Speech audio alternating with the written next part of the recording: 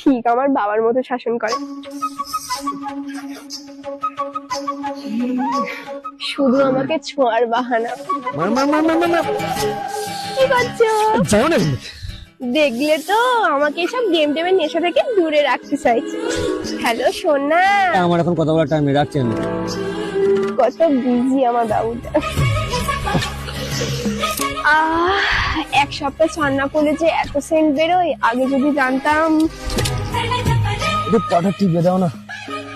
দেখলে শুধু আমার স্পর্শ পেতে চায়।